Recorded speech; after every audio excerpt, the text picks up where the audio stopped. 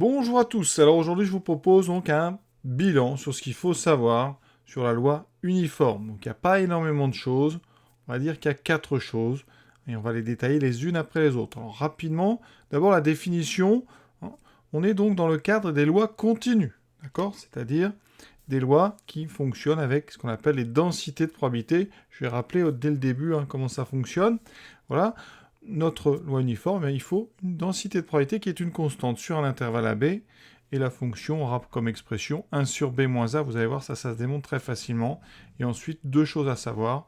Bien, comment on calcule une probabilité d'appartenir à un segment inclus dans AB, et ensuite, comment calculer et quelle est la valeur de l'espérance d'une loi uniforme.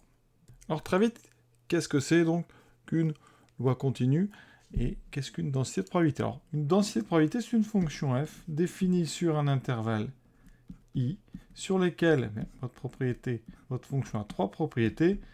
F doit être positive, c'est-à-dire f doit être tout le temps supérieur ou égal à 0 sur l'intervalle i. Ensuite, f doit être continu sur cet intervalle. Et l'intégrale de f sur l'intervalle i doit être égale à 1. Voilà, à ces trois conditions-là, vous avez une densité de probabilité qui nous permet de faire des calculs de probabilité qui suivent la règle suivante. On prend un intervalle donc CD quelconque inclus dans i. Bien, la probabilité que x soit entre c et d, si x suit donc la loi de densité f, et bien cette probabilité, ça correspondra tout simplement à l'intégrale de c à d de f de x dx. Donc on transforme en fait le calcul de probabilité en calcul intégral. Avec un petit schéma, ça donne ceci. Donc imaginez la courbe d'une fonction f sur un intervalle i, que je vais appeler l'intervalle AB. D'accord? Donc f, une densité sur AB. Il faut donc imaginer que l'air sous la courbe ici, cette aire-là, elle vaut 1. D'accord?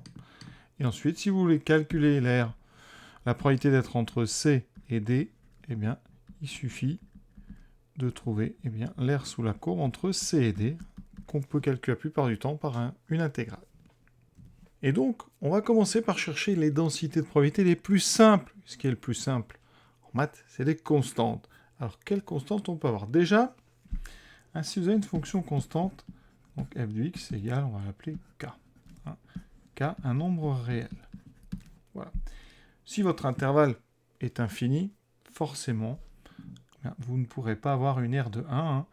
Vous imaginez bien, si je travaille par exemple sur 3 plus l'infini, quand vous allez calculer l'aire sur la courbe, quelle que soit votre constante k, non nulle, vous aurez ici, on part de 3, vous aurez, alors c'est pas un rectangle, c'est une zone infinie qui va de 3 jusqu'à plus l'infini. Donc sous la courbe, vous n'aurez pas 1, vous aurez plus l'infini. Sauf si k égale 0, et dans ce cas-là, vous aurez 0. Donc, première chose, pour avoir une densité de probabilité constante, il faut un intervalle borné. D'accord? Donc, cet intervalle borné, on va l'appeler AB. Donc, soit AB, un intervalle donc borné.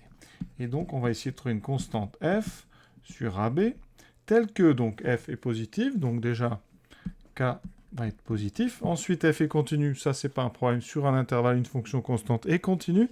Et troisième chose, l'intégrale doit faire 1. Donc, on va faire ça géométriquement, on va pas faire un calcul d'intégrale. Je me place sur l'intervalle AB, je trace ici la courbe de la fonction constante égale à k. Vous savez que sous la courbe, je vous ai dit, pour avoir une densité de probabilité, il faut une aire de 1. Donc ici, cette aire, cette surface a une forme rectangulaire. C'est un rectangle de hauteur k, puisque k est positif, et de base, la largeur de l'intervalle, c'est-à-dire b moins a. Donc si vous voulez qu'il y ait une aire de 1, il faut que l'aire de ce rectangle fasse 1. Donc k fois b moins a doit être égal à 1. Donc k est égal à 1 sur b moins a. Et donc, les densités de probabilité constantes, ce sont les fonctions sur un intervalle AB d'expression 1 sur b moins 1. Vous avez bien devant vous une fonction positive sur AB, continue sur AB, et l'intégrale de f sur AB vaut bien 1, puisqu'on a un rectangle de base b moins a et de hauteur 1 sur b moins a. Donc, vous voyez, longueur fois largeur, notre rectangle a bien une aire de 1, de une unité d'aire. Ensuite, je rappelle une des choses les plus importantes quand on a ce qu'on appelle des lois continues, c'est-à-dire quand on a ici des probabilités qui sont construites à base de densité de probabilité. La probabilité d'une valeur isolée, c'est-à-dire un nombre fixe, E, quel que soit E, eh bien ça vaut toujours 0, quelle que soit la loi continue, et quelle que soit la valeur de E. Tout de suite, prenons un exemple. On choisit au hasard un nombre entre 0 et 10. Eh bien ici, vous pouvez prendre un nombre entier, décimal, avec 10 nombres non nuls après la virgule, des nombres rationnels non décimaux, etc. Ça veut dire qu'entre 0 et 10, il y a une infinité de possibilités. Et donc, par exemple, on choisit, on prend x, donc c'est le nombre qu'on a choisi. La probabilité que x, par exemple, vale 5, eh bien c'est 0. Voilà. Probabilité que x vale 5,1, c'est égal à 0. La probabilité de n'importe quelle valeur isolée de l'intervalle 0,10, eh bien, cette probabilité vaut 0. Donc, quand on travaille avec des lois continues, les probabilités qu'on calcule, ce n'est pas les probabilités de x égale 4 ou x égale 5. C'est les probabilités d'être dans un intervalle donné. Donc, je choisis au hasard un nombre entre 0 et 10. On va dire x est ce nombre. La probabilité que x, par exemple, soit entre 4 et 6, ça, c'est facile à calculer. On sait que tous les nombres, finalement, ont une même densité. Alors, ce n'est pas une probabilité, parce que je viens de vous dire, chaque nombre a une probabilité nulle d'être choisi. Donc, on va raisonner par intégrale, donc par R. Ici, la loi uniforme, c'est la loi la plus simple. En fait, la probabilité d'être entre 4 et 6 va dépendre, et en fait, elle est proportionnelle à la largeur de l'intervalle. Ici, vous avez un intervalle qui fait 2. Par rapport à un intervalle total qui fait 10, vous avez donc 2 chances sur 10, finalement, de tomber entre 4 et 6. Vous voyez, ça va être assez simple. On a donc 2 chances sur 10, c'est-à-dire une chance sur 5 de tomber sur un nombre qui est entre 4 et 6. Vous voyez, intuitivement, c'est quelque chose qu'on comprend bien. Alors évidemment, en maths, on aime bien mettre des choses formelles partout. Donc ici, qu'est-ce qu'on va faire? On va dire que la fonction de densité qui correspond, c'est donc 1 sur 10, que notre probabilité, on va dire donc x suit la loi de densité f, et la probabilité que x soit entre 4 et 6, mais ça sera l'intégrale de 4 à 6 de la constante 1 sur 10. Voilà.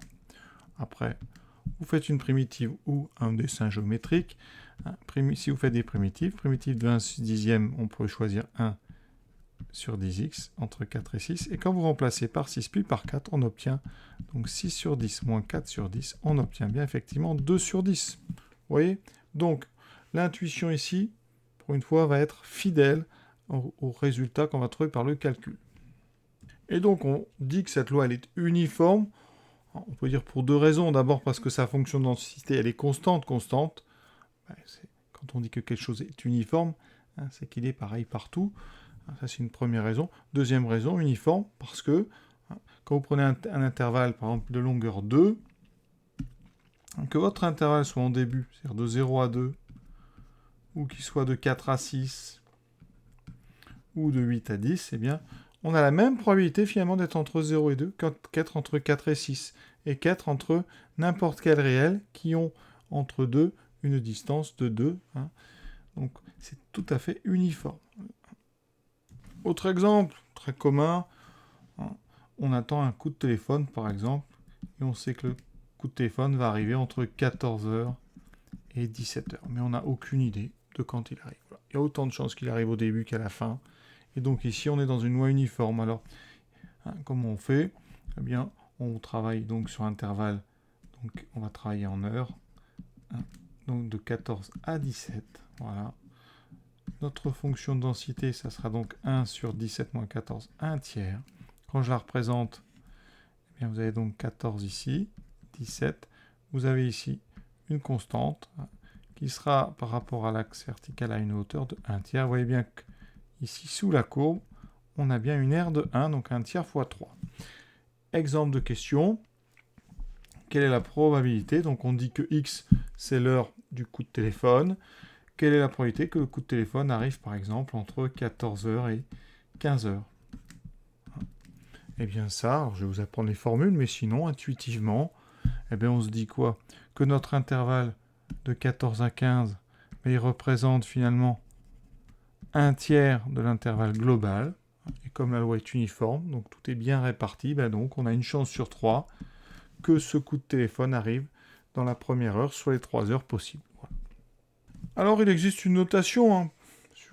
On dit, quand x suit une loi uniforme, on dit que x suit, alors c'est un petit symbole comme ça, et on met un U majuscule, et avec, ici, dans les parenthèses, l'intervalle. Donc ici, par exemple, on va prendre l'intervalle AB. Ça veut dire que x suit la loi uniforme de support AB, donc de fonction de densité 1 sur B moins 1. Alors juste, pour votre culture, vous savez, il existe plusieurs types de lois. Chaque loi a son symbole, les lois connues. Alors vous avez la loi donc uniforme. Vous aviez déjà rencontré une loi discrète, la loi binomiale. B, N, P, il y a 2 paramètres, N et P. Ici, le paramètre, c'est l'intervalle AB. Ensuite, on a ce qu'on appelle la loi géométrique, avec un seul paramètre. On verra cette année une loi exponentielle, donc c'est un E, avec ici un paramètre lambda. Vous avez une loi qui s'appelle la loi normale, donc mu, et ici, sigma carré. Voilà. Chaque loi a comme ça un nom, et dépend de paramètres, d'un paramètre, 2 paramètres. Il en existe beaucoup, il existe encore d'autres lois, vraiment. Loi géométrique tronquée, loi de Poisson, voilà. Vraiment beaucoup de lois, chaque loi a ses propriétés, et petit à petit, on apprend à l'utiliser dans les situations qui conviennent. Donc pour la loi uniforme, on est dans les situations gérées par le hasard, sur un intervalle. Alors la formule qu'il faut connaître, c'est la suivante. Donc on prend une variable aléatoire qui suit une loi uniforme sur l'intervalle AB, et on prend un intervalle CD qui est inclus donc dans AB. Donc la probabilité que x soit entre C et D, c'est l'intégrale sur CD de la fonction donc constante qui est donc 1 sur B moins A. Mais 1 sur B moins A, c'est une constante par rapport à C et D. Donc, de toute façon, la primitive, eh bien, ça va faire 1 sur B moins A fois x. Entre donc C et D, je remplace par D. Donc, j'ai 1 sur B moins A fois D, moins 1 sur B moins A fois C. Je factorise par 1 sur B moins A et j'obtiens, vous voyez, D moins C sur B moins A. Donc, ça va très vite. Alors, intuitivement, cette formule, on la comprend, on l'a utilisée déjà tout à l'heure, finalement. Rappelez-vous, mon coup de téléphone, donc, j'attends un coup de téléphone entre 14h et 17h. Quelle est la probabilité que mon coup de téléphone arrive entre 14 et 15? Eh bien, intuitivement, on fait un petit dessin. Voilà. On veut savoir quelle probabilité que ça arrive donc entre 14 et 15 sur un intervalle total qui fait 3 heures.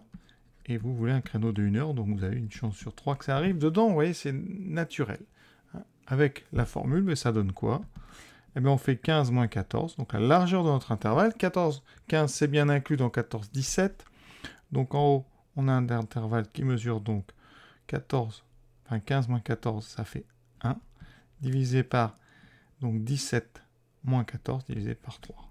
D'accord? C'est exactement la formule 15 moins 14 sur, donc ici, 17 moins 14. Vous voyez, donc intuitivement, cette formule, on la comprend tout à fait.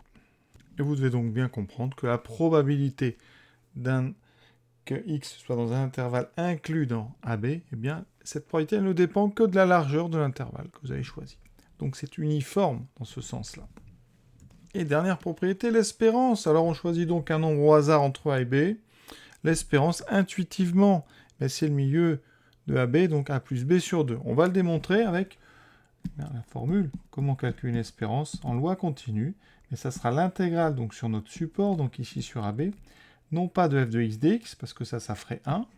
Si vous mettez f de x dx, ça ferait toujours 1. Ici, on va multiplier f par x. D'accord? Donc, ici, on a donc x multiplié par 1 sur b moins a. D'accord? 1 sur b moins a fois x, on va chercher une primitive. C'est assez simple, on a 1 sur b moins a, multiplié par une primitive de x, qui est, on peut prendre x2 sur 2. On va remplacer d'abord par b, donc ça fait, alors ici, x2, donc b carré sur 2 fois b moins a, moins, maintenant je remplace par a carré sur 2 fois b moins a. En haut, j'ai donc Et on a le même dénominateur en bas, donc b carré moins a carré sur 2 fois b moins a. Regardez bien en haut, on a une belle identité remarquable. Donc ça fait b moins a fois b plus a, donc sur 2 fois b moins a. On simplifie par b moins a qui est forcément non nul. Et donc il me reste, vous voyez, b plus a sur 2 que j'ai écrit a plus b sur 2. Donc très simplement, l'espérance d'une loi uniforme, eh bien, c'est le milieu de l'intervalle sur lequel on a construit cette loi uniforme. Pour revenir à mon exemple de téléphone entre 14h et 17h, eh bien l'espérance, ça sera 14 plus 17 sur 2, donc 15h30, c'est-à-dire 15,5. Alors on peut rajouter une autre formule, qui n'est pas au programme de terminale, et qui est ce qu'on appelle le calcul de la variance. La variance, c'est le carré de l'écart type. Donc ici, la variance, donc v de x, ça va être l'intégrale sur le support, non pas de x f de x, mais de x carré f de x dx, moins l'espérance qu'on vient de calculer au carré. Donc c'est encore un problème d'intégrale, mais ici c'est très simple, parce que la fonction f, elle est constante sur AB, donc j'aurai x carré sur b moins a à intégrer, moins a plus b au carré, enfin a plus b sur 2 au carré. Donc mon intégrale, il me faut une primitive, je vais prendre x3 sur 3, donc x3 sur 3 fois b moins a, entre a et b. Ça me donne b cube, donc moins a cube sur 3 fois b moins a, moins a plus b sur 2 au carré. Je vais avoir besoin de factoriser b3 moins 3. Alors, c'est une factorisation qui est connue. On appelle ça la formule de Bernoulli.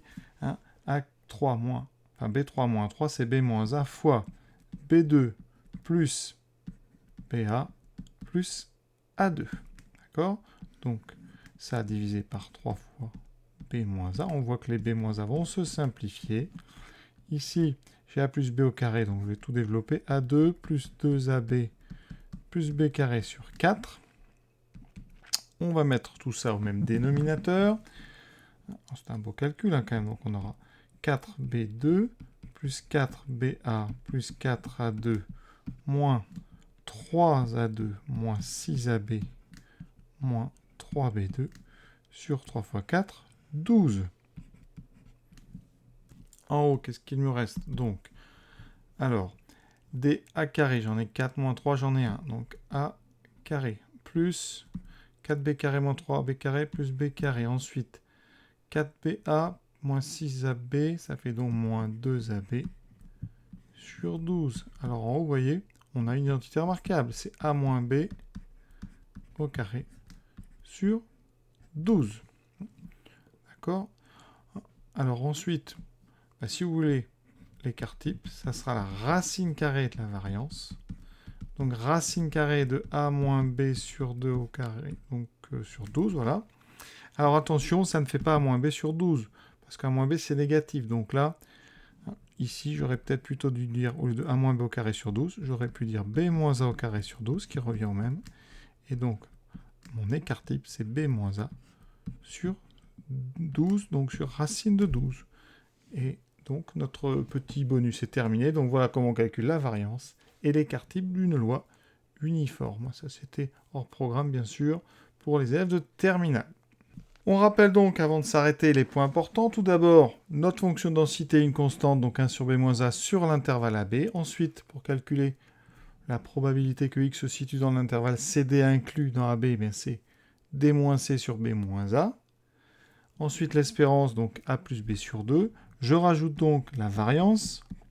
Donc, je vous ai dit b moins a au carré sur 12, qui nous donne un écart type sigma de x, qui est donc b moins a sur racine de 12.